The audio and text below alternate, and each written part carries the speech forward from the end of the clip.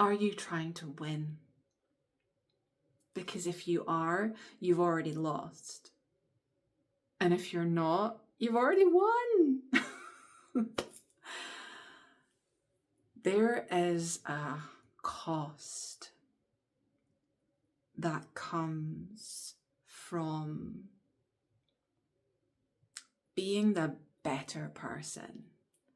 And this from a woman who really, I prided myself on being able to be the better person. And there was nothing wrong with the way that I was showing up. There was nothing wrong with the actions that I was taking or the words that I was speaking. By all intensive purposes, from an external look in, I was doing the right thing. The right thing. The good thing. The better thing. I was winning. Except I wasn't. Because there was a conflict happening inside. There was a confusion happening inside. Because conflict and confusion are the result of separation.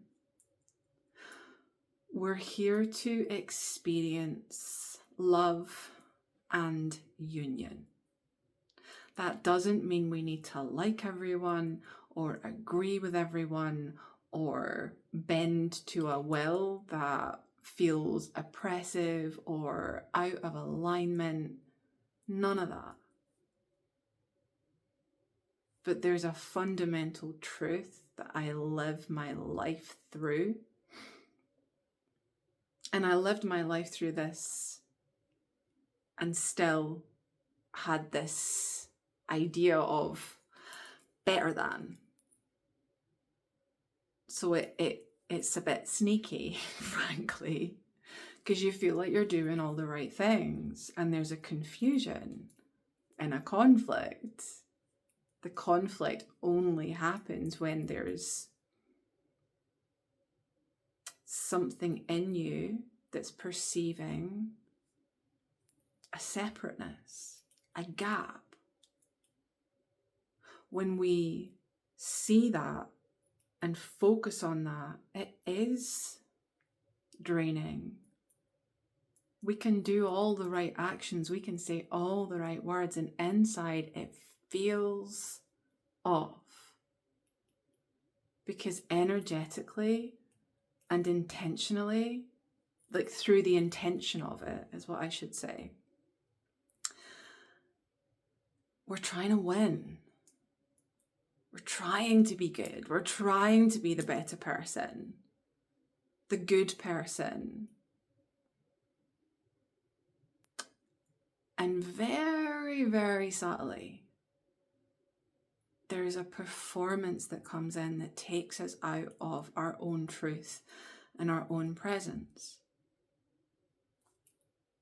Union, harmony, oneness, connection. Our only goal, our only intention. When we come from that place and come from a place of wholeness, we know that within every interaction we have something to give. The other person doesn't have to be open to receiving it, right? That's probably a separate concept, so let's stick to one for now. What does it look like to not try to win? In practical terms, it's a lot more simple than we make it. We can make things very complicated with all of our processes and our meditation spaces and the spiritual technologies that we have an abundance of, that we sometimes escape into. And again, I will speak from my own experience with this. It's not what I do anymore, and I did that. It was part of my process, and I'm speaking this in this moment. You know, I never know what it is that I'm going to share and say. This is not a scripted process for me.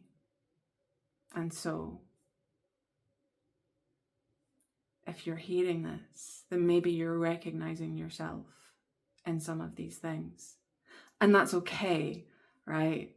The awareness piece is the huge piece, and that is what I'm here for, is to shine a light of awareness on some things that are not cohesive within ourself, that are creating that confusion internally,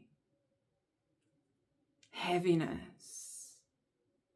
I'm being the light. I'm being loving. I'm being the good one. And just notice, are you feeling better than? And not in like a very obvious way, because like I say, it's subtle. And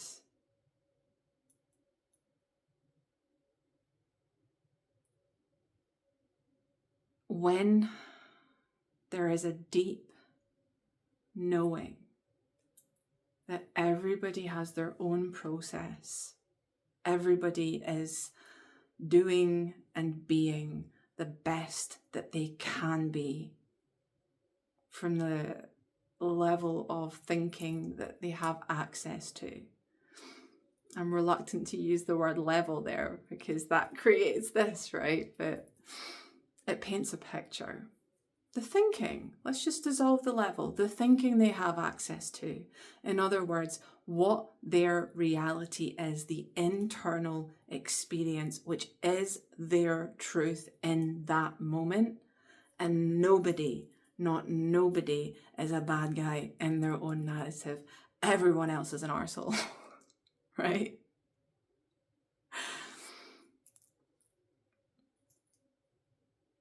So we stop trying to win. And we stop needing to defend ourselves.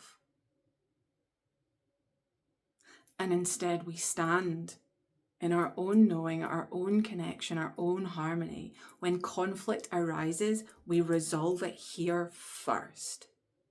And the more you do that, the more you practice that, not escaping off to connect.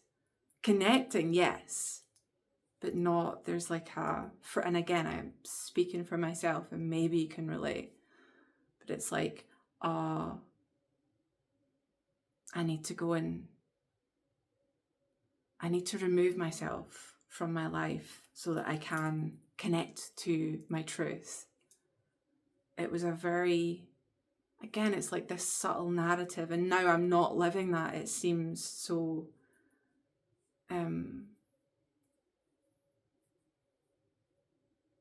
obvious that actually I was running away to a certain degree. And that's okay. Sometimes we gotta run away. We've got to claim our space so that we can go through our process. The important part is we then come back in, right? Come back in our wholeness state, come back in with our desire for harmony, coming from harmony, not coming from need. You must listen to me. You must understand me. And my way is the way of the light, and therefore it's the right way. So I'm already winning because I'm the good one. Again, speaking from me a few years ago, so confused that certain interactions just didn't go well. And it's all part of the process, right? We all have our own process. We get to trust the journey that we're on, and the way that it unfolds is providing us the perfect reflections of where the conflict is internally. Because it always starts here. And you get to ask yourself, as you're in any communication, any interaction, where am I coming from? Do I feel like I need something? What's my intention here? And if the intention is not, what can I give? Then we're ourselves in a place of lack, a place of survival, a place of need. And that's something for us to be able to resolve before we come back into the interaction. And that requires effort to be able to constrict that energy.